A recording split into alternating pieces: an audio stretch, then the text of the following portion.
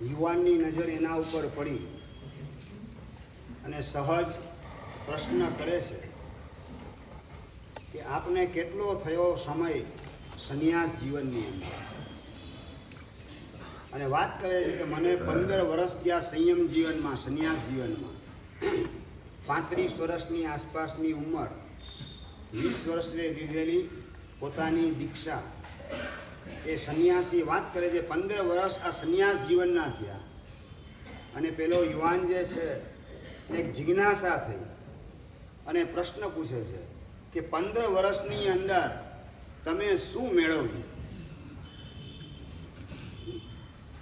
Input અને output એ બે સતત તમે નજરની સામે રાખતા હો. આટલો સમય પસાર થયો, એની અંદર 15 વર્ષમાં આમણે શું મેળવ્યું એ જાણવા દે. જિજ્ઞાસાથી પ્રશ્ન પૂછે છે. અને પેલો સંન્યાસી વાત કરે છે કે ભાગશાળી મેળવવાની વાત તો તું છોડ, મેં 15 વર્ષમાં બધું માત્ર ગુમાવેલું જ છે. અને પેલો યુવાન ચમકી જાય.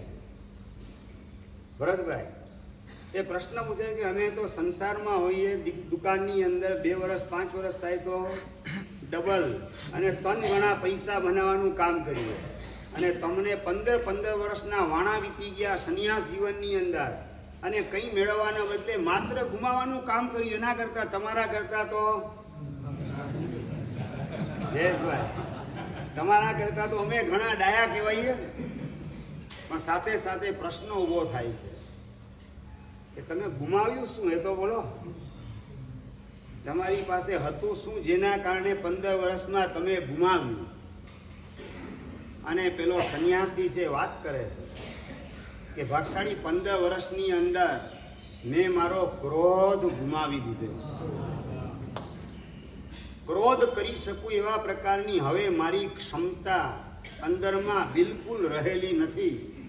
ક્રોધ કરવાની ક્ષમતા, શક્તિ મેં ગુમાવી દીધેલ છે. નવ યૌવનાના દર્શને આંખમાં વિકારી ભાવ એને મેં કાયમ માટે ગુમાવી દીધેલ છે.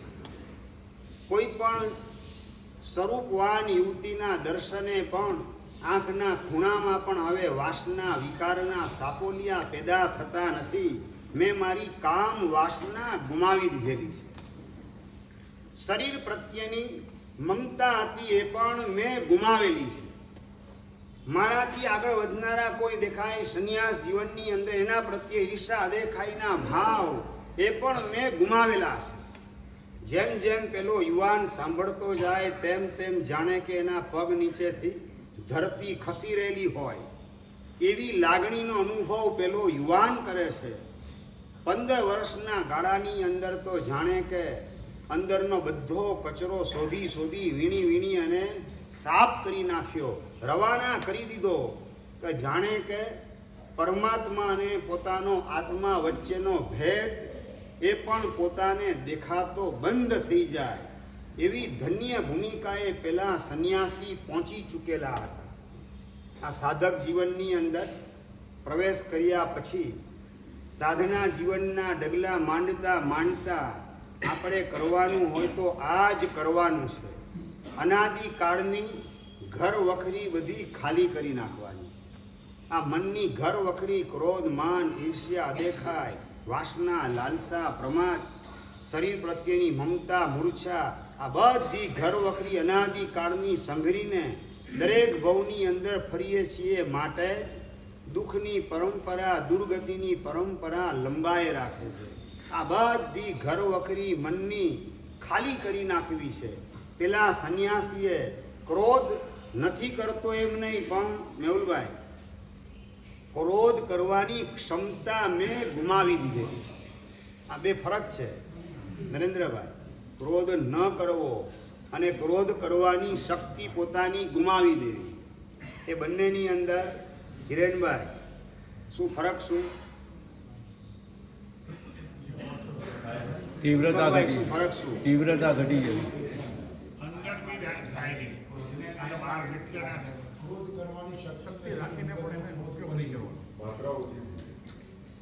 ક્રોધ ન કરવો અને ક્રોધ કરવાની ક્ષમતા ન હોવી, બેમાં શું ફરક? ફરીથી અત્યારે તમને બધા તમને બધાને જોઈને તો દરેક એક જ સર્ટિફિકેટ આપે, બધા ડાયા ડમરા છે. બોલાભાઈ બરાબર ને? એટલે ક્રોધ તમે નથી કરતા, અત્યારે સાબિત થયું ને પ્રકાશભાઈ. અત્યારે તમે ક્રોધ નથી કરતા, પણ ક્રોધ કરવાની ક્ષમતા અંદરમાં પડેલી છે. આપણે ક્રોધ કરવાની આપણી ક્ષમતાને બાળી નાખીએ, એનું નામ અનંતાનુબંધી ક્રોધ અંદરમાંથી રવાના. અપ્રત્યાખ્યાની પ્રત્યાખ્યાનીને સંજ્વલન ક્રોધ એ આપમેળે થતો નથી, પણ એ ઉદયનો ધક્કો લાગે અને પોતાને એમાં જોડાવવું પડે છે. એ પોતાની લાચારી છે. ક્રોધ કરવો એ લાચારી છે. ક્રોધને પોતે પોતાનો પાવર નથી માનતો. ક્રોધ એ મારી મજબૂરી છે. તો ઉદયનો ધક્કો લાગે અને મારે ઉદયમાં જોડાવવું પડે, ક્રોધના પરિણામમાં જોડાવવું પડે. આ મારી મજબૂરી છે, આ મારી લાચારી છે. એવા પ્રકારનો પરિણામ ભીતરમાં જીવંત હોય તો કહી શકાય કે ક્રોધ કરવાની ક્ષમતા ખલાસ થયેલી છે. માત્ર ઉદયનો ધક્કો આવે અને અંદરમાં કશાય થાય છે, પણ કશાય કરવા લાયક નથી. આ ક્રોધ કરીશ તો હું ડૂબી જઈશ, ક્રોધ કરીશ તો રખડીશ. આ પ્રકારની પરિણતિ પોતાની જીવંત છે. માટે ક્રોધ કરવાની ક્ષમતા ખલાસ થયેલી કહેવાય. આપણે આપણી જાતને પૂછીએ કે પુણ્યનો ઉદય ચાલતો હોય ત્યારે તો ક્રોધ નથી જ કરતા. બધા અનુકૂળ બનીને જીવન જીવતા હોય ભદ્રેશભાઈ, તો ક્રોધ કરવાનો અવસર ક્યાં આવ્યો? બધા અનુકૂળ બની આપણી ઈચ્છાને માન આપીને જીવન જીવતા હોય, આપણે ક્રોધ બિલકુલ ના કરીએ એમાં આપણી વિશેષતા નથી. પણ પ્રતિકૂળ સંયોગ ઊભા થાય એની વચ્ચે પણ ક્રોધ કરવા જેવો નથી. આ જીવ તત્વનું અપમાન, અનાદર, આસાધનાના ભાવ અંદરમાં ઊભા કરવા જેવા નથી. આવા પ્રકારની સમજણને આપણે ઘૂંટવાનું કામ કરીએ તો ક્રોધ કરવાની ક્ષમતા ખલાસ થાય. આપણે ડગલે ને પગલે આ જ પુરુષાર્થ કરવાનો છે. શરીરની સાચવણી કદાચ હોય, પણ શરીર પ્રત્યેની મમતા ભૂલે ચૂકે ઊભી ન થાય, એની જાગૃતિ પણ અંદરમાં જીવંત હોય. તો ગઈકાલે વાત કરેલી 6 કારણ શાસ્ત્રકારે બતાવેલા છે. એ કારણ લક્ષ્યમાં રાખી અને યોગી પુરુષ પણ પોતાના શરીરને ટેકો આપવાનું કામ કરે. એ ટેકો આપતી વખતે એનો કસ કાઢવો છે, એના માધ્યમથી સાધનાના માર્ગે આગળ વધી જવું છે. મારા આત્માનું મારે ડેવલપમેન્ટ કરવું છે. એ લક્ષ્ય ઘૂંટાયેલો હોય, નહીં કે પોતાના શરીર પ્રત્યેની મમતા અને મૂર્છા. અને આ જ ભાવ આ 73મી ગાથાની અંદર દેખાડે છે કે એહ શરીર કા નાશથી મુજકુ કહી નહીં કાંઈ ખેદ. આ શરીર ઘરડું થયેલું છે, રોગનો અડ્ડો બની ચૂકેલ છે. રોગ ડેરા તંબુ તાણીને આ શરીરમાં ગોઠવાઈ રહેલ છે. મોત નજરની સામે દેખાય છે. આ બધી પરિસ્થિતિની અંદર પણ સાધકની દશા કઈ છે તો કે એ શરીર કા નાશથી મુજકો નહીં કાંઈ ખેદ. આ શરીરનો નાશ થઈ જાય એનાથી મને કાંઈ ખેદ નથી, કારણ કે શરીર મરે એની પહેલાં શરીરની મૂર્છાને મારી નાખવાનું કામ પોતે કરેલ. શરીર પ્રત્યેની મમતા, શરીરમાં હુંપણાની બુદ્ધિ, મારાપણાની બુદ્ધિ, સારાપણાની બુદ્ધિ એને પોતે ખતમ કરી નાખેલ છે. માટે શરીરના નાશથી પોતાને ખેદ ઊભો થવાનો કોઈ પ્રશ્ન નથી. પ્રશ્ન એના માટે આવીને ઊભો રહે કે જેણે શરીર પ્રત્યેની મમતા જીવતી રાખી છે. શરીર મરવા પડેલું હોય છતાં પણ શરીર પ્રત્યેની મમતા નવજુવાન બનીને એકદમ તગડી હોય તો એ વ્યક્તિને જ્યારે છેલ્લો શ્વાસ છોડવાનો આવે ત્યારે હાય હોય ખેદ અને ઉદ્વેગ પારાવાર ઊભો થાય. એમાં કોઈ આશ્ચર્ય સમજવાનું નથી. આપણે આ પુરુષાર્થ શરીર એના પ્રત્યેની મમતાની બુદ્ધિ, મારાપણાની બુદ્ધિ, હુંપણાની બુદ્ધિ એને મારવાનો પ્રયત્ન, એને રવાના કરવાનો પ્રયત્ન અને એના માટે આપણા સ્વરૂપની, અસલી સ્વરૂપની સમજણ સતત નજરની સામે રાખવાની કે હું તો ચેતન એવો આત્મા છું. શરીર તો જળ છે, એ પૂતગલનો પર્યાય છે. જળ એવા પરમાણુ એનો બનેલો સ્કંદ એની આ અવસ્થા છે. એ મારું સ્વરૂપ નથી. મારો એ પાડોશી છે. એના નાશથી મારો નાશ થતો નથી. શરીર વિનાશી છે. હું અવિનાશી એવો આત્મા છું. શરીરના નાશથી મારું કંઈ નાશ પામતું નથી. મારું કશું ઘટતું નથી. શાસ્ત્રકાર કહે છે કે પરમાધામી નરકની અંદર પેલી બીજી ત્રીજી નરકમાં શરીરના રાય જેવા ટુકડા કરી નાખે, શરીરને છિન્ન ભિન્ન કરી નાખે, છતાં પણ શાસ્ત્રકાર કહે છે એવી સ્થિતિમાં પણ આપણા કેવલ જ્ઞાનનો એક અંશ પણ આપણામાંથી ખતમ થયેલો નથી. અનંતા ગુણનો વૈભવ એનો એક અંશ પણ આપણા આત્મામાંથી છૂટો પડેલો નથી. એ શરીરના ભલે લાખો અને કરોડો ટુકડા કરવાનું કામ પરમાધામી નરકની અંદર કરતો હોય, પણ મારા શરીરના ટુકડા થવા છતાં મારો એક પણ ગુણ મારામાંથી છૂટો પાડવાની તાકાત પરમાધામીમાં નથી. કર્મ સત્તામાં પણ નથી. દુનિયાની બીજી કોઈ પણ સુપ્રીમ તાકાત હોય એની અંદર પણ મારી એક પણ ગુણ વિભૂતિ, ગુણનો અંશ, ગુણનો લેશ મારામાંથી છૂટો પાડવાની તાકાત નથી. મારા અસંખ્ય પ્રદેશમાંથી એક પણ ચૈતન્યમય અનંત ગુણથી સમૃદ્ધ એવો એક પ્રદેશ, એમાંથી એક પણ આત્મ પ્રદેશ મારામાંથી છૂટો પાડવાની તાકાત કર્મ સત્તાની અંદર પણ નથી. કારણ કે હું શાશ્વત છું. હું અવિનાશી એવો આત્મા છું. એ પોતાના સ્વરૂપનો વિચાર, પોતાના સ્વરૂપ વિશેનો દ્રઢ નિર્ણય એને ઘૂંટવાની અંદર એટલો પોતે સ્થિર થયેલ છે કે જેના કારણે એ શરીર કા નાશથી મુજકુ નહીં કંઈ ખેત. હું તો અવિનાશી સદા, અવિચલ અકલ અભેદ. હું તો અવિનાશી છું સદા માટે. ઘાણીમાં પીલાવા છતાં નરકની અંદર પરમાધામી ઘાણીમાં પીલી નાખે. ભજીયાને તેલમાં તળવામાં આવે એ રીતે મને તળી નાખવાનું કામ પણ પરમાધામીએ ભૂતકાળમાં અનંતી વાર કરેલ છે. છતાં હું અવિનાશી એવો આત્મા, સદા માટે અવિનાશી.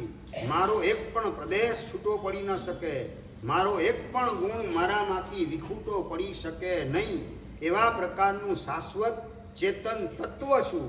હું તો અવિચલ, અવિચલ એટલે કે પોતાના સ્વભાવમાંથી જરાય ચલાયમાન થયેલ નથી. ચૈતન્ય સ્વભાવ એમાંથી ચલાયમાન થઈ અને જળ સ્વભાવને મેં કદાપી ધારણ કરેલ નથી. એકની એક વસ્તુ ટકે પણ પાછી ચલાયમાન પણ હોય. દૂધ એ ટકે છે, મેળવણ નાખો એ સ્વરૂપ એનું ચલાયમાન થઈ ગયું. દૂધમાંથી પોતે દહીં બની જાય છે. એક દૂધ ટકેલું છે ખરું, મૂળભૂત એનું ગોરસ તત્વ એ ટકેલું છે, પણ કેવું છે તો કે ચલાયમાન થઈ ગયેલ છે. હું એવો ચલાયમાન નથી. દૂધ ટકવા છતાં પણ જે રીતે વિચલિત થાય પોતાના સ્વભાવથી, દૂધમાંથી દહીં થઈ જાય, એવી રીતે મારા ચૈતન્ય સ્વભાવમાંથી હું શાશ્વત આત્મા, પણ મારો ચૈતન્ય સ્વભાવ છોડી અને જળ સ્વભાવને ધારણ કરી દઉં એવા પ્રકારનું ચલાયમાન મારું સ્વરૂપ નથી. હું તો અવિચલ સદા, હું કાયમ માટે અવિચલ એટલે મારો હું તો નાશ નથી પામતો, પરંતુ મારો સ્વભાવ, ચૈતન્યમય સ્વભાવ એ પણ ચલાયમાન થતો નથી. અને નંબર 2, દુનિયામાં મારા વિશે જે કંઈ પણ વ્યવહાર થતો હોય છે કે આ છગનભાઈ ને મગનભાઈ, આ બંગલાવાળા, આ દુકાનવાળા, આ કરોડપતિ, આ બધો જે કંઈ વ્યવહાર થાય છે મને ઉદ્દેશીને, એ માત્ર વ્યવહાર પાડોશીનો છે, મારો નથી. કારણ કે દુનિયામાં મને કોઈ જોતું જ નથી. કોઈની શક્તિ મને જોવાની નથી. જુએ છે બધા મારા પાડોશીને જોવાનું કામ કરે છે. અને હું કરોડપતિ છું, હું બંગલાનો માલિક છું, હું ફેક્ટરીનો માલિક છું, હું MBBS છું ને હું MBA છું, એવા પ્રકારનો વ્યવહાર દુનિયામાં ચાલે છે. પરંતુ હું કેવો છું? અકલ. અકલ એટલે કે કળી ન શકાય. 5 ઇન્દ્રિય દ્વારા જેને પકડી ન શકાય, ઓળખી ન શકાય એવું અકલ, અગમ્ય, અગોચર એવું મારું સ્વરૂપ છે.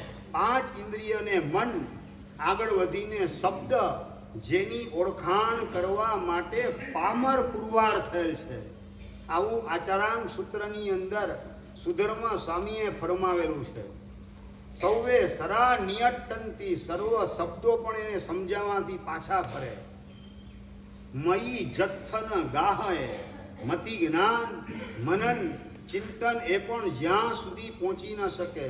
અને તક્કા જથ્થન વિજયી, તર્કના તીર કામઠા પણ જ્યાં તૂટી જાય ત્યાં સુધી પહોંચી શકે નહીં, આત્માના સ્વરૂપનો નિર્ણય કરાવી શકે નહીં. તે તર્ક જે છે બાહ્ય પદાર્થોનો નિર્ણય કરાવે, પણ આત્માના આંતરિક સ્વરૂપનો નિર્ણય કરાવવા માટે તર્ક પણ નબળા પુરવાર થાય. એવું મારું અકલ સ્વરૂપ અકલ કરી ન શકાય. 5 ઇન્દ્રિય મન એના દ્વારા કે શબ્દ દ્વારા કે તર્ક દ્વારા, મતિ જ્ઞાન કે શ્રુત જ્ઞાન દ્વારા પણ જે કરી ન શકાય, અવધિ જ્ઞાનને મન પ્રયોગ જ્ઞાનનો પણ વિષય આત્મા કદાપી બની શકતો નથી. અવધિ જ્ઞાનનો વિષય કોણ? તત્વાર સૂત્રમાં ઉમાસ્વતીજી મહારાજે લખેલું છે, રૂપી શું અવધે. રૂપી દ્રવ્યને વિશે અવધિ જ્ઞાનનો વ્યાપાર છે, અવધિ જ્ઞાનની પ્રવૃત્તિ છે. રૂપી દ્રવ્ય પરમાણુ વગેરે હોય, સ્થૂળ દ્રવ્ય એટલે 6 માંથી માત્ર એક જ દ્રવ્ય એ અવધિ જ્ઞાનનો વિષય બને. 6 દ્રવ્ય છે, એમાંથી 5 દ્રવ્ય અરૂપી છે. ધર્માસ્તિકાય, અધર્માસ્તિકાય, આકાશાસ્તિકાય, જીવાસ્તિકાય અને કાળ. આ 5 કેવા છે? અરૂપી છે. આ 5ને 5 ઇન્દ્રિય દ્વારા ઓળખી તો ન શકાય, પણ અવધિ જ્ઞાન દ્વારા પણ પકડી ન શકાય. મન પ્રયોગ જ્ઞાન એનો પણ વિષય આત્મા નથી. ઉમેશભાઈ, મન પ્રયોગ જ્ઞાનનો વિષય કોણ? માત્ર મનોવર્ગણા છે. એ પણ સંઘની પંચેન્દ્રિય જીવે પકડેલી હોય એવી મનોવર્ગણા. એ પણ અઢીદીપની અંદર, અઢીદીપની બહાર કોઈ દેવ રહેલો, એના મનમાં શું ચાલે છે એ મનોપ્રયોગ જ્ઞાની એને પકડી શકે નહીં. લિમિટેડ ક્ષેત્રની અંદર લિમિટેડ દ્રવ્ય વર્ગણા કઈ? ઔદારિક, વૈક્રિય, તેજસ, કાર્મણ, આહારક, આ બધી કોઈ વર્ગણા પકડી શકે નહીં. માત્ર એક મનોવર્ગણા પકડી શકે. એ પણ અઢીદીપની અંદર રહેલા સંઘની જીવે પાછા પકડેલા હોય એવા, જે સંઘની જીવે પકડેલ નથી એવા આકાશ, ખુલ્લા આકાશમાં અહીંયા મનોવર્ગણા હોવા છતાં પણ મન પ્રયોગ જ્ઞાની એને પકડી શકતા નથી. એટલે એનો વિષય પણ બહુ લિમિટેડ છે. હા, વાત એ જ છે. આત્માને ઓળખવાની વાત શાસ્ત્રકાર શ્રુત જ્ઞાન દ્વારા કરાવે, પણ એનું પૂરેપૂરું આંતરિક સ્વરૂપ એ શબ્દ દ્વારા, શાસ્ત્ર દ્વારા ઓળખાતું નથી. એ માત્ર આત્મા પોતે જ પોતાના દ્વારા પોતાના સ્વરૂપનો અનુભવ કરે છે. 5 ઇન્દ્રિય મન, શબ્દ નહીં, શાસ્ત્ર નહીં, મતિ જ્ઞાન નહીં, શ્રુત જ્ઞાન, અવધિ જ્ઞાન, મનોપ્રયોગ જ્ઞાન, આ બધાનો વિષય નથી. માત્ર આત્મા પોતે પોતાના દ્વારા જ પોતાનો અનુભવ કરી લે. ઇન્દ્રિય મન વગેરેનું વ્યવધાન એ વચ્ચે ન હોય, એની કોઈ સહાયની જરૂરત ન હોય. આત્મા એવું પરાધીન દ્રવ્ય નથી કે જેને પોતાના અનુભવ માટે 5 ઇન્દ્રિય તરફ મોઢું કરવું પડે, શાસ્ત્ર તરફ મોઢું કરવું પડે, અવધિ જ્ઞાન કે મન પ્રયોગ જ્ઞાનની ગુલામી કરવી પડે, શબ્દનું ઓઠું લેવું પડે. આવું કોઈ પરાધીન દ્રવ્ય આત્મા નથી. આત્મા એ સ્વાધીન દ્રવ્ય છે, સ્વતંત્ર દ્રવ્ય છે. માત્ર હું પણ ખોટી જગ્યાએ ગોઠવાયેલું છે, મારા પણ ખોટી જગ્યાએ ગોઠવાયેલું છે. એ સાચી જગ્યાએ જો ગોઠવતા આવડે અને ગોઠવેલું પાછું ટકી જાય. શાસ્ત્ર એ તમને હું આત્મા છું, શરીર નહીં, શરીર કરતાં જુદો આત્મા છું એવી ઓળખાણ આપે, પણ એનું આંતરિક સ્વરૂપ, અંદરમાં કેવલ જ્ઞાન વગેરે ગુણોનો વૈભવ કેવો છે, અનંતા ગુણો, એનું સ્વરૂપ કેવા પ્રકારનું છે, એ શાસ્ત્ર એ વર્ણન કરવા માટે પાંગડું બની જાય છે.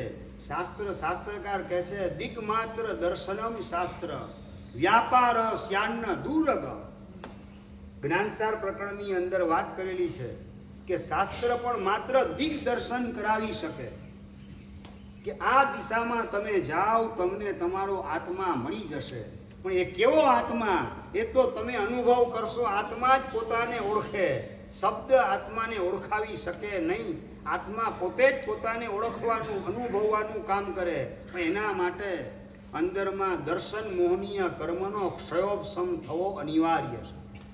ગઈકાલે જે વાત કરી હતી 6 પ્રકારના પુરુષાર્થ, 5 પ્રકારનો પુરુષાર્થ ધર્મ જગતમાં આવ્યા પછી ઘણી વખત કરેલો હશે, પણ આ 6થો પુરુષાર્થ આત્માની ઓળખાણ, આત્માનો રસ, આત્માની રુચિ અને આત્માને પરમાત્મા બનાવવા માટેની લગ્ની, એના માટેનો પુરુષાર્થ એની અંદર જરાય પણ આપણે વામણા પુરવાર થવું નથી. આપણે અંતરંગ પુરુષાર્થ એ જ આપણા માટે મુખ્ય કર્તવ્ય છે, અને એ અંતરંગ પુરુષાર્થ એનો સપોર્ટ આપે એટલો બાહ્ય પુરુષાર્થ આવકાર્ય છે. તમે સ્વાધ્યાય કરો, ટીવી જોવાનું કામ ન કરો, એમ શાસ્ત્રકાર વાત કરે. ટીવી જોવા દ્વારા આત્મભાવના તમારી બળવાન નહીં થાય. શાસ્ત્ર અધ્યાત્મ ગ્રંથો એનો અભ્યાસ કરશો તો આત્મભાવના બળવાન થશે, પણ એ અભ્યાસ કરવાથી આત્મા મળી જ જાય એવો નિયમ નથી. જો પાછું એ અધ્યાત્મ ગ્રંથનો અભ્યાસ એ પણ બીજાને આ કામ લાગશે કહેવા માટે, બીજાને સમજાવવા માટે કામ લાગશે, એ માહિતી જ્ઞાન રૂપે શાસ્ત્રને જો મનમાં ભરવાનું કામ કરશે તો પણ પોતાનું કામ નહીં થઈ શકે. એટલે સ્વાધ્યાય એ નિમિત્ત છે. સ્વાધ્યાય કરતા હશો તો આત્માની ઓળખાણ, આત્માની પ્રાપ્તિ, આત્માની અનુભૂતિ, આત્મા તરીકેની પ્રતીતિ થવાની શક્યતા વધારે છે. ટીવી જોતા જોતા કે હોટલની અંદર ઢોસા ખાતા ખાતા, પીઝા ને બર્ગર ખાતા ખાતા તમને આત્મ સાક્ષાત્કાર થઈ જાય એવી શક્યતા નથી. એટલે શાસ્ત્રકાર નબળા નિમિત્ત છોડાવી સારા નિમિત્ત સાથે જોડવાનું કામ કરે છે. સારા નિમિત્તમાં તમે જોડાયેલા રહો અને આત્મ પ્રાપ્તિના લક્ષ્ય પૂર્વક સારા નિમિત્તમાં તમે જોડાયેલા રહો. હજુ આગળ વધીને જોડાયેલા રહેવાનું કહેવા કરતાં પણ વધારે પ્રોપર શબ્દ એ છે કે આત્મ લક્ષ્ય સારા નિમિત્તમાંથી પસાર થતા શીખો. વાહ વાહ. જોડાયેલા રહેવાનું ત્યાં નથી, પાછું જોડાયેલા આત્માની હારે રહેવાનું છે. આત્માની પ્રાપ્તિ ક્યારે થાય, મારું ઓરિજિનલ સ્વરૂપ મને અનુભવમાં ક્યારે આવશે, આ ભગવાન જે કંઈ શાસ્ત્રમાં દેખાડે છે એમાં મને શું લાગુ પડે, એ શાસ્ત્રમાંથી ઉપર ઉઠી અને પોતાના તરફ આવવા માટેની મથામણ કરે. એટલે આત્મ પ્રાપ્તિના લક્ષ્ય, આત્માની અનુભૂતિના લક્ષ્ય સારા નિમિત્તમાંથી પોતે પસાર થતો જાય અને ધીમે ધીમે પોતાના તરફ સરકવાનો પુરુષાર્થ, એના માટેની મથામણ ભીતરમાં ચાલતી હોય તો આ રીતે શાસ્ત્રએ બતાવેલો વ્યવહાર એ શુદ્ધ વ્યવહાર બને. આત્મ પ્રાપ્તિને કરાવે એવો વ્યવહાર શુદ્ધ વ્યવહાર છે. અને આત્મ પ્રાપ્તિ કરવાના બદલે ચર્ચાના મરચા ખાંડવાની અંદર શાસ્ત્રોનો અભ્યાસ કરતા કરતા ગોઠવાઈ જાઓ તો શાસ્ત્રકાર એને શુદ્ધ વ્યવહાર તરીકે ઓળખાવા તૈયાર નથી. એ તમારા માટે શુદ્ધ વ્યવહાર નથી બનતો, કારણ કે તમે એને શેનું નિમિત્ત બનાવો છો? ચર્ચાના મરચા ખાંડવાનું નિમિત્ત બનાવો છો. શાસ્ત્રને શસ્ત્ર બનાવવાની તમે ભૂલ કરો તો પછી એ શાસ્ત્ર એ શુદ્ધ વ્યવહાર કઈ રીતે કહી શકાય તમારા માટે? શાસ્ત્ર એનો અભ્યાસ કરવા દ્વારા આત્માની નજીક પહોંચાય, પણ એ લક્ષ્ય હોય આત્મ પ્રાપ્તિનું તો વિદ્વાન થવાનું, વિદ્વાન તરીકેની પ્રસિદ્ધિ મેળવવાનું લક્ષ્ય હોય અને શાસ્ત્ર અભ્યાસ કરવામાં આવે તો ક્યારેક શાસ્ત્ર જે છે આપણા માટે સંસાર પણ બની જાય. વિદુષામ શાસ્ત્ર સંસાર અધ્યાત્મ વર્જિતમ. અધ્યાત્મ સાર ગ્રંથની અંદર બીજા પ્રકાશમાં વાત કરેલી છે મોપાધ્યાયજી મહારાજે કે સંસારી લોકોનો સંસાર એટલે કે પુત્ર દારાદી સંસાર. પુત્ર એટલે કે પોતાનો દીકરો, દારા એટલે કે પત્ની, પુત્ર પત્ની પરિવાર એ સંસારી લોકો એનો સંસાર કહેવાય. અને વિદુષામ શાસ્ત્ર સંસાર, વિદ્વાનો માટે શાસ્ત્ર એ જ સંસાર બની જાય. ક્યારે? તો કે અધ્યાત્મ વર્જિતમ. વાહ વાહ. અધ્યાત્મ શૂન્ય એવું શાસ્ત્ર હોય, આત્મ પ્રાપ્તિનું લક્ષ્ય જેની સાથે બિલકુલ વણાયેલું નથી, તો એવું શાસ્ત્ર પણ પોતાના માટે શસ્ત્ર બની જતા વાર લાગે નહીં. એટલે સારા નિમિત્ત એમાંથી આત્મ પ્રાપ્તિના લક્ષ્ય પસાર થવાનું છે. શાસ્ત્રકાર તો ત્યાં સુધી વાત કરે છે વિવેકી નામ શાસ્ત્રમ ભાર. વાહ વાહ વાહ. વિવેકી ભેદ જ્ઞાનની સાધના કરનાર, ગ્રંથિ ભેદ કરી સ્વાનુભૂતિની ડૂબકી લગાવનાર એવા સમ્યક દ્રષ્ટિ માટે એ શાસ્ત્રની અંદર જો ખોવાયેલો રહે અને પોતાના આત્મા તરફ વળવાનું કામ ન કરે, આ શાસ્ત્રમાં આમ કીધું છે ને આ શાસ્ત્રમાં આમ કીધું છે, એના જ માત્ર માહિતી જ્ઞાન, એના જ ગણિત, એના જ સમીકરણ, એના જ ચોકઠા બેસાડવાની અંદર અટવાયેલો રહે તો એ ક્યારેય પોતાના આત્મામાં પહોંચી શકે નહીં. એના માટે શાસ્ત્ર પણ ભાર બની જાય છે. એટલે આ લક્ષ્ય રાખી અને શુભ નિમિત્તોમાંથી પણ આપણે પસાર થવાનું છે. આટલા શુભ નિમિત્તોનું મેં સેવન કર્યું એવા પ્રકારનો પણ આપણે ઠેકો લેવાનો નથી. ઘણા બોલતા હોય કે ભાઈ મેં આખી દેવચંદ્ર ચોવીસી ને આનંદગંજ ચોવીસી, ઉપાધ્યાયમાંની ચોવીસી, આ 3 ચોવીસી મને મોઢે છે. મેં 50 ગ્રંથ વાંચેલા છે, 10 ગ્રંથ મેં મોઢે કરેલા છે અને દર વર્ષે હું વ્યાખ્યા સાંભળવાનું કામ કરું છું. ભાઈ બરાબર, તમે તમારી ઓળખાણ આ રીતે આપતા હો એ વખતે યાદ એ રાખવાનું છે કે હું કોણ છું, તો કે જીન શાસન રૂપી હોસ્પિટલ એની અંદર દાખલ થયેલ દર્દી બાજુમાં બેઠા હોય. મેં તો 50 ગોળી અત્યાર સુધી ખાધી, તે કેટલી ખાધી? આની ચર્ચા કેટલી કરે? મેં તો 5 વખત ઓપરેશન કરાવ્યા, તે કેટલી વાર કરાવ્યા? ભોળાભાઈ એની ચર્ચા કેટલી વાર કરે? હું તો રોજ ઇન્સ્યુલિનના ઇન્જેક્શન લઉં ખાતા પહેલા અને લઈને તરત જ ખાવાનું કામ. તું કેટલા ઇન્સ્યુલિનના ઇન્જેક્શન કેટલા લે? હું તો દર અઠવાડિયે 2 વખત ડાયાલિસિસ કરાવું, તું કેટલી વાર કરાવે?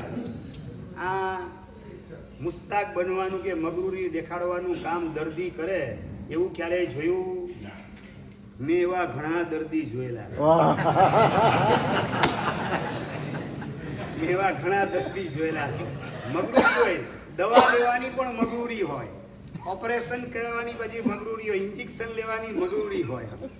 આપણે આપણી સ્થિતિ ભૂલી ગયા કે જીન શાસન રૂપી હોસ્પિટલમાં દાખલ થયા પછી મારે મારું દર્દ, મારી વાસના, લાલસા, અંદરનો અહંકાર, અંદરનો હઠીલો ક્રોધ, આ બધા દર્દોમાંથી છુટકારો મેળવવા માટે જીન શાસનમાં આવ્યો છું. આ હોસ્પિટલમાં દાખલ થયા પછી એવા પ્રકારની ટ્રીટમેન્ટ મારી કરાવી લઉં કે ક્રોધ ક્યારેય પણ અંદરમાંથી ઊભો થઈ શકે નહીં. લાખ નિમિત્ત બારમાં ભેગા થાય છતાં પણ હું ક્રોધ કરી જ ના શકું. ગમે એટલી શરીરમાં તકલીફ આવે છતાં શરીર પ્રત્યેની મમતા કે મૂર્છા તો ઊભી ન જ થાય. ભલે શરીરને સાચવવાનો પ્રયત્ન, એની ટ્રીટમેન્ટ વગેરે ચાલતી હોય વ્યવહારથી, છતાં વ્યવહારથી એની ટ્રીટમેન્ટ ચાલવા છતાં એના પ્રત્યેની મમતા, એના પ્રત્યેની આસક્તિ કે મૂર્છા તો હું ઊભી ન જ થવા દઉં.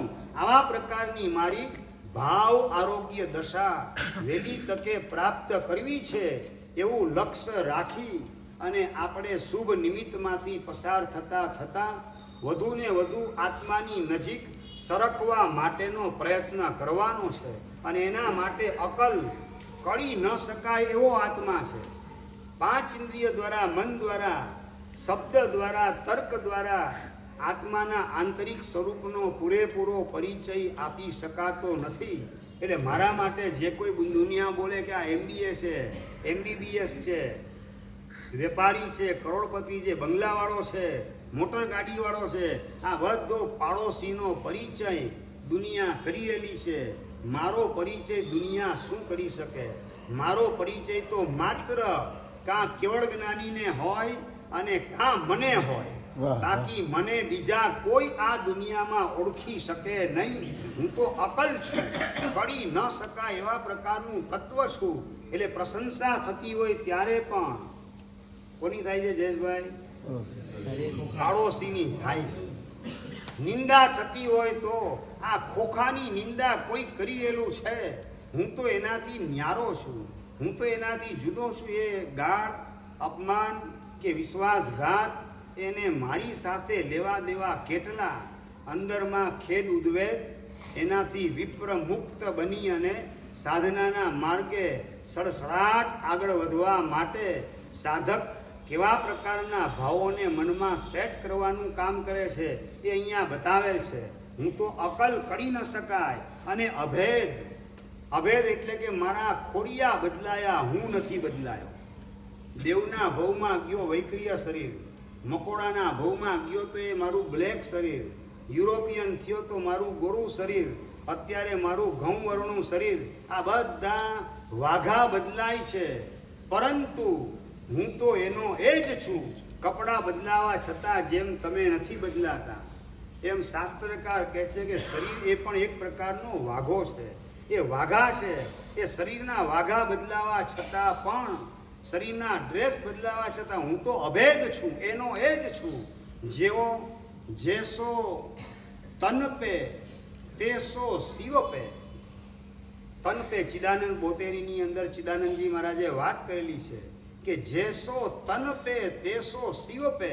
તન એટલે શરીરમાં જેવો હું છું, શરીરધારી અવસ્થા મારી જ્યારે કર્માધીન ચાલી રહેલી છે ત્યારે પણ હું જેવો છું એવો જ હું શિવ પે એટલે સિદ્ધ શિલામાં છું. સિદ્ધ શિલાનું મારું સ્વરૂપ ને અત્યારનું મારું સ્વરૂપ એ મારી ઓરિજિનાલિટીની અંદર કોઈ તફાવત નથી. આવું અભેદ પોતાનું સ્વરૂપ સમ્યક દ્રષ્ટિ આત્મા એણે પોતાના સિદ્ધ સ્વરૂપનો અનુભવ કરેલ હોવાના કારણે પોતાનું ત્રિકાળ વ્યાપક, ત્રિકાળ અનુગત, ત્રિકાળ એકરૂપ અને અભેદ એવું શુદ્ધ ચૈતન્ય સ્વરૂપ એની અંદર હું પણ સ્થાપિત કરેલ હોવાના કારણે એને ક્યારેય પણ દેહ ભાવની અંદર લપેટાવાનું મન થતું નથી. બાહ્ય વ્યવહાર કરવા છતાં એમાંથી માત્ર એ પસાર થતો હોય છે, એનાથી રંગાવા માટેનો પ્રયત્ન એ કરતો નથી. આ ઉદય ભાવ ચાલી રહેલો છે, માટે દુકાને જવું પડે છે, આ પરિવારને સંભાળવો પડે છે. ઘરમાં જ્યારે આવે એન્ટ્રી કરે સમ્યક દ્રષ્ટિ, ઘરના 4, 5, 6 મેમ્બર દેખાતા હોય, એને જોઈને વિચાર કયો ભદ્રેશભાઈ,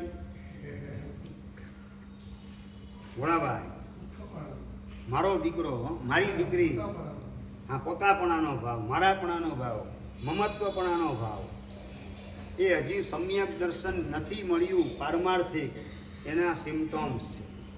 ઘરની અંદર આવે ત્યારે બધા મારા લેણદાર છે અને હું એનો દેવાદાર છું.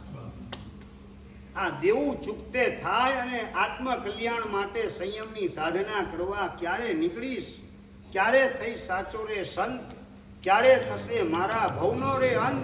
આ ભાવના એના ભીતરની અંદર સતત છવાયેલી હોય છે. આ બધા મારા લેણદાર છે અને મારે મારું દેવું ચૂકવવાનું છે. દેવામાંથી મુક્ત થઈ મારે આત્મકલ્યાણની સાધના માટે નીકળી પડવું છે. આવી અંદરમાં ભાવના હોવાના કારણે સમ્યક દ્રષ્ટિ દુકાનમાં ને ઘરમાં જે કંઈ વ્યવહાર કરે એમાં પણ બંધાવાના બદલે એનું કામ સતત છૂટવાનું ચાલતું હોય છે. માત્ર દેવું ચૂકવું છું, મારો માત્ર બોજો મારો હળવો કરવા માટે આ બધી પ્રવૃત્તિ કરું છું. આ પ્રકારની અંદરમાં સમજણ રાખે છે. બહારથી દીકરાના માથે હાથ પણ ફેરવે, પોતાનો પૌત્ર હોય એને રમાડવાનું પણ કામ કરે, બધું કરતા કરતા પણ અંદરથી ન્યારો સમ્યક દ્રષ્ટિ જીવડો કરે કુટુંબ પ્રતિપાળ, અંતરથી ન્યારો રહે જીમાં ધાવ ખેલાવત બાળ. ધાવ માતા પોતાનો દીકરો કદાચ રડતો હોય તો પણ એને છોડી અને રાજકુમારને રમાડતી હોય, પરંતુ મારાપણાની બુદ્ધિ રાજકુમારમાં નહીં, પોતાના દીકરામાં. એ રીતે પોતાના ઘર પરિવાર દુકાન બધાના કર્તવ્ય વ્યવહારથી જે ઉચિત કર્તવ્ય છે એને અદા કરતી વખતે પણ સમ્યક દ્રષ્ટિ આત્મા અંતરથી ન્યારો રહે, અંતરથી જુદો હોય છે. મારાપણાની બુદ્ધિ એમાં ઊભી થવા દેતો નથી. બસ દીકરો મળેલો છે તો હવે એને સારા સંસ્કાર આપું તો મારી પાછળ આવતા ભવમાં મહેનત કરનારા સંસ્કારી માતા પિતા મળશે, યોગી કુળની અંદર મને પ્રવેશ મળશે અને દીકરાને પણ સંયમની પ્રેરણા કરે, આત્મકલ્યાણ માટે એના ભાવ જાગૃત કરવાનો પુરુષાર્થ કરે. આ જે કંઈ કરું છું આ બધું ઇન્વેસ્ટમેન્ટ છે.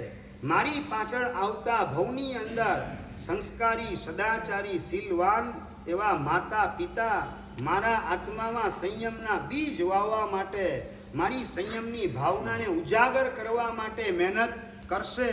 કારણ કે મને જે જોઈએ છે એ હું આપું છું. પોતાના પૌત્ર કે પુત્ર વગેરેને જે સંસ્કાર આપે છે એ આપતી વખતે પણ મને જે જોઈએ છે એ આપવાનું હું કામ કરું છું, મારું કર્તવ્ય અદા કરું છું. અને મારા આત્માના કલ્યાણનો આ માર્ગ છે એમ સમજી અને સારા સંસ્કાર, એનું વપન અને એનું જતન કરવાનું કામ સમ્યક દ્રષ્ટિ કરવામાં જરાય ઊણો ઉતરતો નથી, પીછેહટ કરતો નથી. અને આ કરતાં કરતાં પણ પાછો મમત્વ ભાવ, મારો દીકરો, મારી દીકરી, મારો પૌત્ર, એ મારાપણાનો ભાવ ઊભો ન થાય અને પાછું એનું કલ્યાણ ને મંગલ થાય, એ પાછી ભાવના, એનો પુરુષાર્થ એમાં પાછો જરાય પણ ઊણો ઉતરાય નહીં. એટલે કે પોતાના ઉચિત કર્તવ્ય એને સારી રીતે અદા કરે અને છતાં પણ મમતા, મારાપણાનો ભાવ, આસક્તિનો ભાવ અંદરમાં ઊભો થવા ન દે, એવા પ્રકારની સમ્યક દ્રષ્ટિની આંતરિક સ્થિતિ હોય છે. એ અભેદ સ્વરૂપ, ત્રિકાળ વ્યાપક, ત્રિકાળ અનુગત એવું પોતાનું સહજ ચૈતન્ય સ્વરૂપ, એમાં જ હું પણ સ્થાપિત કરેલ છે. અને એમાં રહેલ અનંતા ગુણોનો વૈભવ એ જ મારો અસલી પરિવાર છે. મારા પરિવારના સભ્ય તરીકે સમ્યક દર્શન, જ્ઞાન અને ચારિત્ર છે. કેવલ જ્ઞાન, કેવલ દર્શન, અતિન્દ્રિય આનંદ છે. અગુરુ લઘુ સ્વભાવ છે, અરૂપીપણું છે, અવિનાશીપણું છે. આ બધા મારા પરિવારના સભ્યો છે. એની અંદર મારાપણાનો ભાવ દ્રઢ કરેલો છે અને પોતાનું સહજ ચૈતન્ય સ્વરૂપ, એની અંદર હુંપણાનો ભાવ. એટલે હું તો અભેદ, ત્રણેય કાળમાં મારું એક સ્વરૂપ છે, ચૈતન્ય સ્વરૂપ છું. આ પ્રકારની પરિણતિ હોવાના કારણે જે કંઈ પણ પ્રવૃત્તિ કરે એ બધી પ્રવૃત્તિ એના માટે છૂટવાનું નિમિત્ત બને છે, બંધાવાનું નહીં. આપણે આપણી જાતને પૂછવાનું છે કે આપણે જે કરીએ એ બધું બંધાવા માટે થાય છે કે છૂટવા માટે થાય છે. દુકાને બેઠા હો ને જે કંઈ ગ્રાહકને સમજાવતા હો એ બંધાવાનું થાય છે કે છૂટવાનું થાય છે. યોગ બિંદુ ગ્રંથની અંદર હરિભદ્ર સુરી મહારાજ સાહેબે વાત કરેલી છે કે સમ્યક દ્રષ્ટિ હે યા ચેષ્ટા સા સા મોક્ષ પર્યવસાન ફલા ભવતી. સમ્યક દ્રષ્ટિની જે કોઈ પણ ચેષ્ટા હોય, પ્રવૃત્તિ હોય, એ બધી કેવી છે? મોક્ષ પર્યવસાન ફલા. પર્યવસાન એટલે એનું અંતિમ ફળ મોક્ષ આવીને ઊભું રહે એવા પ્રકારની એની પ્રવૃત્તિ છે. એનું ફળ નિગોદ કે નરક આવીને ઊભું રહે એવા પ્રકારની એની પ્રવૃત્તિ હોતી નથી. એટલે દુકાનને, ઘરના વ્યવહાર બધા સાચવે એ વખતે પણ આ ભીતરી જાગૃતિ અંદરમાં છવાયેલી હોય છે. એટલે અહીંયા જે પ્રશ્ન આવેલો હતો કે બહારની દ્રષ્ટિ છોડી અંતરની દ્રષ્ટિ કરવાની આપે કીધી, તો આખો દિવસ કરવાનું શું? આ મૂંઝવણ છે. આપણે આખો દિવસ કરવાનું આ જ. આ એટલે અંદરમાં ઠરવાનો પ્રયત્ન. બહારમાં કર્તવ્ય ઉચિત રીતે અદા કરવાના, કર્તવ્ય ભ્રષ્ટ થવાનું નથી, પણ એ કર્તવ્ય એવી રીતે અદા કરવાના જેની અંદર આપણે છૂટતા જઈએ, એનું આત્માનું કલ્યાણ થાય ને આપણું પણ આત્માનું કલ્યાણ થાય. પરીક્ષા આવતી હોય, દીકરાની પરીક્ષા, દીકરીની પરીક્ષા ચાલતી હોય, એ વખતે પણ બેટા પરીક્ષા પતે ને પછી આપણે નાગેશ્વર જવાનું છે, ભોપાવર જવાનું છે, શાંતિનાથ ભગવાનની જાત્રા માટે જવાનું છે. વાત શેની હોય તો કે એના કાનની અંદર એ યાત્રાના ભાવો જાગૃત થાય એવો સંદેશો આપવાનું કામ કરે. દાર્જિલિંગ જવું છે અને મારે બેંકોક જવું છે, શિમલા જવું છે, આવા સપના દીકરા દીકરીના મનમાં સમ્યક દ્રષ્ટિ જીવ ઊભા કરે નહીં એવું ઝેર રેડવાનું કામ સમકીતી કદાપી કરી શકે નહીં. કારણ કે હું જે આપીશ એ જ મને પાછું મળવાનું છે. સંસારના ઝેરી ભાવ મારા સંતાનોને આપીશ તો એ જ ઝેરી ભાવ પાછા રિબાઉન્સ થઈ અને મને મળશે આવતા ભવની અંદર અને મારો સંસાર લંબાશે. આવું મારે થવા દેવું નથી. આવી અંદરમાં જાગૃતિ છે. આના અનુસંધાનમાં બીજો એક પ્રશ્ન હતો કે સમકીતી જીવને બહારમાં રસ ન હોય એવું આપ કહો છો તો પછી સાઈક સમકીતી ક્ષણિક મહારાજા 80 વર્ષની ઉંમરે પરણવાની ઈચ્છા કરે તે કેમ ઘટે, તેના ઉપર પ્રકાશ પાડશો. હવે ક્ષણિક મહારાજ એ લગ્ન કરે છે 80 વર્ષે દેખાય છે, મેઘ કુમારને દીક્ષાની રજા આપે છે એ દેખાતું નથી. પોતાની પત્ની ચેલણા વગેરેને પણ જેલમાં હતા ત્યારે ક્ષણિક મહારાજ કહે છે મેં તો મૂર્ખામી કરી, પ્રભુએ કીધું રાજેશ્વરી તે નરકેશ્વરી, હું સંસાર છોડી ન શક્યો, સંસારની લાલચ મેં ન છોડી, તું તારા આત્માનું કલ્યાણ કરી લે, દીક્ષા લઈ લે. જેલમાં રોજ 100 અંતરના ફટકા પડે છતાં પણ ચેલણાને જે રોજ પોતાને આશ્વાસન આપવાનું કામ કરે, ખુલ્લા વાંસામાં 100 અંતરના ફટકા પડે અને એ વખતે ચેલણા પોતાનો અંબોળો એ ઔષધિની અંદર બોળી જબોળી પાછો અંબોળો વાળી દે અને જેલમાં આવે ક્ષણિક પાસે અને પોતાનો અંબોળો ખોલી અને વાંસા ઉપર ફેરવે, જેના કારણે ક્ષણિક રાજાને રૂજ આવી જાય, એને સાતા વડે થોડી ટાઢક વડે અને ક્ષણિક મહારાજને પણ હાશકારોનો અનુભવ એ દેહના સ્તરે થાય. એ માટે મથામણ કરનારી એક બાજુ કોણિકને પણ સમજાવે, બીજી બાજુ પોતાના પતિને સાતા અનુભવાય, કોણિકને ખબર ન પડે એ રીતે પોતાનો અંબોળો ઔષધિ વગેરેથી મિશ્રિત કરી અને ખુલ્લા વાંસા ઉપર અંબોળો ફેરવે, પોતાની પત્ની તરીકેનું કર્તવ્ય અદા કરે. અને એ વખતે ક્ષણિક મહારાજ ચેલણા મારામાં મોહાવાના બદલે તારા આત્માનું કલ્યાણ કરી રહે, હવે હું તો હવે આ ભવ મારો ગયો બરબાદ થયો, પણ તું ભગવાન મહાવીર મહારાજાને સમર્પિત થઈ ગયા, સાધ્વી ચંદનવાલાના પરિવારમાં પ્રવેશ મેળવી લે, તારું કલ્યાણ કરી લે. આ 100 અંતરના ફટકા ખાતી વખતે પણ ચેલણા માટે પણ આ જ મંગલની ભાવના ક્ષણિક મહારાજે કરી એ તમને યાદ કેટલી આવે છે. પોતાને સાતા આપનાર, ઔષધિથી પોતાના ઘાની અંદર રૂજ લાવવાનું રોજે રોજ કામ કરનારી ચેલણા, તું નીકળી જા, મારામાં મોહાઈ નહીં જા, તું ખોટી ન થા મારા ખાતર, તારા આત્માનું તું કલ્યાણ સાધી લે. આવા શબ્દો ચેલણાને કે જેલમાં પુરાયેલા ક્ષણિક મહારાજ, આ તમને યાદ કેટલું આવે હિરેનભાઈ? 80 વર્ષે લગ્ન કરે છે યાદ આવે છે, પણ આ જેલમાં પુરાયા પછી ફટકા પડે અને એને રૂજ લાવવાનું કામ કરનારી ચેલણાનું મંગલ થાય, કલ્યાણ થાય, આત્મ કલ્યાણ માટે સંયમના માર્ગે સીધાવે. આ માટે સામે ચાલીને ઓફર કરે ક્ષણિક મહારાજ. કેવું સમ્યક દર્શન નિર્મળ હશે એનો વિચાર કરવાનો છે. અને હજુ આગળ વધીને 80 વર્ષની ઉંમરે લગ્ન કરે છે, એના માટે શાસ્ત્રકાર કહે છે કે માત્ર ચારિત્ર મોહ કર્મનો ઉદય, વેદ મોહનીય કર્મનો ઉદય, એનો ધક્કો લાગવાના કારણે પરણવાના માર્ગે 80 વર્ષની ઉંમરે ક્ષણિક મહારાજ જોડાય છે. અને એ વખતે અંદરમાં મજબૂરીનો ભાવ છે, મગરૂરીનો ભાવ નથી. મારો વટ પડી ગયો, આ ઉંમરે પણ હું લગ્ન કરીને દેખાણું છું, રાજા છું, ધારું એ કરું, આવા પ્રકારની કોઈ વટ પાડવાની વૃત્તિ ક્ષણિક મહારાજના અંતરમાં નથી. મારી મજબૂરી છે, દીકરાના ઘરે દીકરા આવી ગયા છતાં હું લગ્નના માર્ગે ગોઠવાઉં, ધિક્કાર છે મારી જાતને. આ લાચારી મારી ક્યારે છૂટશે પ્રભુ? હવે આવી લાચારી ક્યારેય ભવિષ્યમાં ના હોજો. લગ્ન કરતી વખતે પણ આ લાચારી છે, મજબૂરી છે, અને આવી લાચારી ભવિષ્યમાં ક્યારેય પ્રાપ્ત ન થાવ. આવી ભાવના ભાવવાની અંદર સાઈક સમકીતી ક્ષણિક મહારાજ જોડાયેલા છે.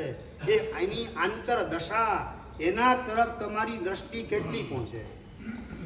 માત્ર બહારની પ્રવૃત્તિ તમે જોવાનું કામ કરો અને ક્ષણિક મહારાજ લગ્ન કરે તો પછી આપણે બીજી વાર લગ્ન કરવામાં શું વાંધો છે? વિધુર થયા પછી બીજી વાર લગ્ન કરવામાં શું વાંધો છે? આવા અભરખા ક્યારેય કરતા નહીં. ક્ષણિક કોઈ સાઈક સમકીતી વગેરે એના પગલે પગલે ચાલવા દ્વારા તમે એ ભોગ વિલાસનો માર્ગ પસંદ કરવાના બદલે એની આંતરિક યોગ દશા કેવા પ્રકારની અવલ્લ કક્ષાની છે એના તરફ આપણે આપણી દ્રષ્ટિને લંબાવવાની આવશ્યકતા છે.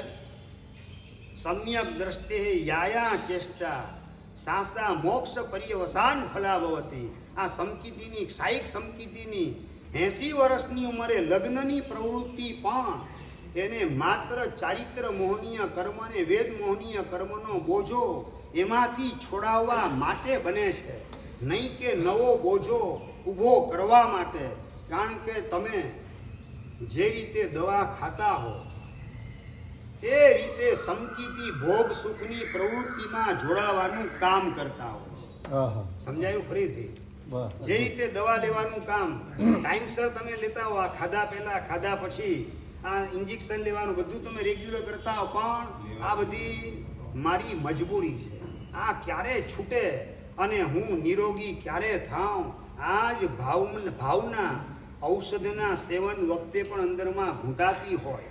એ જ રીતે સમકીતી ભોગ સુખમાં કદાચ જોડાય ચારિત્ર મોહના ધક્કાના લીધે એ વખતે પણ આ બધી લાચારી મારી ક્યારે છૂટશે? આ જ ભાવ અંદરમાં ઘૂંટાતો હોય. ભાવ આરોગ્ય સાધુ સાધ્વી ભગવંતની જેમ હું ક્યારે પ્રાપ્ત કરીશ? પરમ પવિત્રતાના શિખર ઉપર સાધુ સાધ્વીજી ભગવાન પ્રતિષ્ઠિત થયા, એ રીતે હું એ પવિત્રતાના શિખર ઉપર ક્યારે પ્રતિષ્ઠિત થઈશ? એ ભોગ સુખમાં કાયા જોડાયેલી હોવા છતાં પણ અંદરમાં ભાવના યોગની હોય, અંદરમાં ભાવના પવિત્રતાની હોય અને શરીર પરાણે જોડાય છે. એના માટે શ્રાવક પ્રજ્ઞપ્તિ ગ્રંથમાં લખેલું છે કે શ્રાવક ભોગ સુખમાં જોડાય, સમકીતી ભોગ સુખમાં જોડાય એ પ્રવૃત્તિ કેવી હોય? તો લખેલું છે કતલ ખાને ખાટકી બોકડાને લઈ જતો હોય, અને એ વખતે બોકડાની જે મનસ્થિતિ હોય એવી આંતરિક સ્થિતિ સમકીતીની ભોગ સુખમાં જોડાતી વખતે કે દુકાનમાં જતી વખતે. કતલખાને બોકડો કઈ રીતે જાય? હોંશે હોંશે જાય. એમ કઈ રીતે? વિમાતુર પરાણે જાય, ઓલો ઢસડીને લઈ જતો હોય, ચાબુકના ફટકા મારવાનું કામ કરે, બે બે બે ચીસ પાડતો હોય, કોઈક મને બચાવો બચાવો બચાવો, હોંશે હોંશે જવાનું કામ. બોકડો કતલખાને કામ નથી કરતો. એમ સમકીતી હોંશે હોંશે લગ્નમાં જોડાવાનું કામ કે ધંધો વગેરે કરવાનું કામ નથી કરતો. એ કતલખાને જતા બોકડા જેવી આંતરિક દશા એની અંદરથી એ પસાર થવા દ્વારા માત્ર કર્મની નિર્જરા કરે છે. કર્મનો નવો બંધ, ફરીથી એ લગ્ન કરવાની મજબૂરી વગેરે આવે તેવા પ્રકારની ભૂલ સમ્યક દ્રષ્ટિના અંતરમાં બિલકુલ નવી ભૂલ એક પણ થઈ શકતી નથી. આ લક્ષમાં રાખી અને આપણે સમકીતી ચેડા જેવા કરે છે એવા ચેડા નથી કરવાના, પણ એની આંતરિક દશા જે છે એ આપણે અનુભવી છે એવી આંતરિક યોગ દશા, અનાસક્ત ભાવ અને સંસારની પ્રવૃત્તિમાં મજબૂરીનો ભાવ એ આપણે અનુભવો છે. સમકીતી અંદરમાં સતત સમજે છે કે લગ્ન કરવાનો મને જે ભાવ જાગેલો છે એ પણ શું છે? મોહનો ઉદય છે. એ મોહના દરેકે દરેક ઉદય એ જુઠ્ઠા છે, એક પણ ઉદય સાચો નથી. સુબાહુ કુમારને એમની માતા સાથે 500 રાણીઓ નાગણ જેવી લાગતી હતી એવું વાત કરી, અને અમને તો ખાલી એક જ મળી પણ એ નથી લાગતી. એટલે સમ્યક દર્શન જ્યાં સુધી ના આવે ત્યાં સુધી આ ભાવ અંદરમાં ભાસે એવી શક્યતા નથી. ગ્રંથિ ભેદ થાય, પોતાનું સિદ્ધ સ્વરૂપ એની ઝાંખી કરેલી હોય, આંશિક અનુભૂતિ કરેલી હોય અને એમાં જ પોતાના સર્વસ્વનો અહેસાસ કરેલો હોય, તો પછી ભોગ સુખના સાધનો એ બધા બંધન લાગે, એ બધા બેડીરૂપ લાગે, એ બધા ત્રાસદાયક લાગે. એના માટે જ આ મોહનો ઉદય જુઠ્ઠો છે. જ્યાં સુખ નથી ત્યાં મને સુખનો ભાસ કરાવે છે, હાવ જુઠ્ઠો છે. આની વાત મારે માનવી નથી. આવો પરિણામ અંદરમાં જીવંત રાખવાનો છે. આ જ વાત આગળ 74મી ગાથામાં કહે છે કે દેખો મોહ, મોહને તમે દેખો કેવો છે? સ્વભાવથી પ્રત્યક્ષ જુઠ્ઠો છે. સ્વભાવથી જ કેવો છે? તો પ્રત્યક્ષપણે એ જુઠ્ઠો દેખાય છે. જ્યાં સુખ નથી ત્યાં વિજાતીયમાં સુખનું દર્શન કરાવે, પૈસામાં સુખનું દર્શન કરાવે, મેવા મીઠાઈની અંદર સુખનું દર્શન કરાવે, પોતાની વાવાને પ્રસિદ્ધિમાં સુખનું દર્શન કરાવે.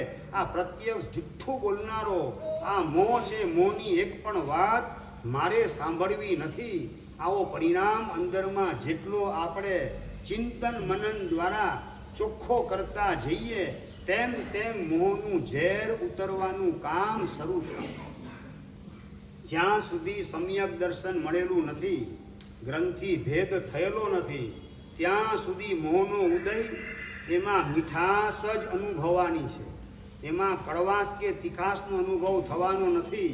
પણ ચિંતન મનન દ્વારા શાસ્ત્રના પાને જે દ્રષ્ટાંતો લખેલા છે એની ભાવના વગેરે કરવા દ્વારા સૂર્યકાંતા અને પ્રદેશી રાજાનું દ્રષ્ટાંત એને વાગોળવા દ્વારા એ સુખનું સાધન નથી. એ અનંત કાળની દુર્ગતિની પરંપરા ઊભી કરવા માટેનું પ્રબળ નિમિત્ત છે. યોગ દ્રષ્ટિ સમુચ્ચયની અંદર સ્ત્રી વગેરે તત્વ એમાં હેયપણાનું સંવેદન સમ્યક દ્રષ્ટિ કરતો હોય. આવી વાત હરિભદ્ર સ્ત્રીમાં જે કરી અને શિષ્ય પ્રશ્ન કરે છે કે હેય તરીકે પૈસા બતાવવાના બદલે, શરીર બતાવવાના બદલે, પરિવાર બતાવવાના બદલે સ્ત્રી કેમ દેખાડી? તો બતાવ્યું કે ત્યાં પ્રધાનમ મોહબંધ કારણમ, સૌથી વધારે મોહને બાંધવા માટેનું મુખ્ય કારણ હોય તો એ વિજાતીય તત્વ જે પુરુષ માટે સ્ત્રી અને સ્ત્રી માટે પુરુષ છે. અને પુરુષ પ્રધાન ધર્મ હોવાના લીધે પુરુષ માટે સ્ત્રી એ સૌથી મુખ્ય બંધાવાનું સ્થાન છે, ભૂલા પડવાનું સ્થાન છે. અને એમાં રંગાઈ ગયા એટલે આત્મા ભૂલાયા વિના રહે નહીં. માટે એનાથી સતત આપણે ચેતતા રહીએ. માટે બીજા બધા તત્વોના બદલે સ્ત્રી તત્વનો ઉલ્લેખ કરેલો છે. આવો ખુલાસો સોપગ્ન વ્યાખ્યામાં હરિભદ્ર સ્વીમાં જ પોતે જ યોગ દ્રષ્ટિની અંદર કરેલા છે. એટલે મારા માટે જે પ્રધાન એટલે મુખ્ય બંધનનું કારણ છે, ફસાવાનું કારણ છે, અને એની અંદર સુખના દર્શન, સ્વર્ગના દર્શન મોરાજા કરાવે છે, એ પ્રત્યક્ષ એની વાત જુઠ્ઠી છે. કારણ કે જે ગંદકીનું ગોદામ છે ત્યાં સુખનું સ્વર્ગ કઈ રીતે હોઈ શકે? જે રોગનો રાફડો છે એ કઈ રીતે સુખનું ધામ હોઈ શકે? એ તો પીડાનું પોટલું છે. નવી નવી પીડાના પડીકા અંદરમાંથી નીકળે જ રાખે. અને એની અંદર મને સુખના દર્શન, સ્વર્ગના દર્શન મોહ રાજા કરાવે છે. માત્ર એની માયાજાળ, જુઠ્ઠી માયાજાળ. એમાં મારે ફસાવું નથી. આવું જેમ જેમ ચિંતન મનન હૃદયને સ્પર્શે એ રીતે કરતા જઈએ તેમ તેમ મોહનું જોર ઘટતું જાય. દર્શન મોહને ઘટાડવાનો પુરુષાર્થ 6 નંબરનો આપણા અંતરમાં શરૂ થતો જાય. એટલે કહે છે કે અતિ મમતા ધરી ચિત્તમાં રાખણ ચાહે તે. મોહ શું કરે તો કે પ્રત્યક્ષથી જળ એવું શરીર, એમાં હુંપણાની બુદ્ધિ, ખોટી મિથ્યા બુદ્ધિ ઊભી કરાવી અને અતિ મમતા ધરી ચિત્તમાં મનની અંદર શરીર પ્રત્યેની મમતા, તીવ્ર મમતા ઊભી કરાવે છે. અને રાખણ ચાહે તે, રાખવા માગે છે કે આ શરીર હજી રહે તો સારું, હજી 10 વર્ષ 15 વર્ષ રહે તો સારું, હજી મારી સેન્ચુરી પૂરી થાય તો સારું. આવા પ્રકારના સપના દેખાડવાનું કામ મોહ રાજા કરાવે. અને એ શરીરની મમતા નવા લાખો અને કરોડો શરીરનું બુકિંગ કરાવે છે. એ વાત મારા ખ્યાલની બહાર નીકળી જાય છે. આ રીતે મને લૂંટવાનું કામ, દુર્ગતિમાં ફેંકવાનું કામ મોહ રાજા કરાવે છે. એવી જાગૃતિ, સમ્યક દ્રષ્ટિ આત્માના અંતરમાં ઘૂંટાયેલી હોય છે. માટે જ કહે છે કે પણ તે રાખી નવી રહે ચંચલ જેહ સ્વભાવ. કાયા ગમે એટલો રાખવાનો પ્રયત્ન કરો, રહેશે નહીં. અને નંબર 2, કાયા પ્રત્યેની મમતા, એને પણ ગમે એટલી રાખવાનો પ્રયત્ન કરો, એ રહેવાની નથી. જેવો ભાવ બદલાઈ ગયો, ભાવ બદલાઈ જવાના છે. પછી આ શરીર પ્રત્યેની મમતા કેટલી આવવાની? દેવલોકમાં ગયા પછી આ શરીર પ્રત્યેની મમતા ટકવાની કે તૂટી જવાની? એ રહેવાની નથી. કહે છે પણ તે રાખી નવી રહે ચંચલ જે સ્વભાવ. કાયા હોય કે કાયા પ્રત્યેની મમતા હોય, એને રાખવાનો પ્રયત્ન કરીએ પણ એ રહેશે નહીં. એનો સ્વભાવ ચંચળ છે. અને દુઃખદાયી એ ભવ વિશે પરભાવ અતિ દુઃખદાય. ભવ એટલે સંસારની અંદર શરીરની મમતા, કાયાની મમતા અતિ દુઃખદાયી છે. કારણ કે પરભાવ અતિ દુઃખદાય. પરભાવ મમતા, શરીર પ્રત્યેની મમતા એ પરભાવ છે. અને પરભાવ એ વિભાવ પરિણામ, એ બધા કેવા છે? અતિ દુઃખદાયી છે. નવી કાયાનું બુકિંગ કરાવવા દ્વારા નરક નિગોદની અંદર અસંખ્ય કાળને અનંત કાળ સુધી રમણ ભમણ કરાવવા દ્વારા દુઃખના દાવા નળને પેટાવાની આ મમતા દ્વારા જે પ્રવૃત્તિ થાય એમાં હું સપોર્ટ આપવાનું કામ કઈ રીતે કરી શકું, આ રીતે મમતા કાયા પ્રત્યેથી પાછી ખેંચવાનું કામ સમ્યક દ્રષ્ટિ આત્મા કરતો હોય છે. અને આવો સ્વભાવ જે છે એની વિશેષ વાત કે છે આગળ એ વાત અગ્રે વર્તમાન જોગ જીનાગ્ન કહેવાય તો ઈચ્છા સ્વામી ખમા સમૃદ્ધ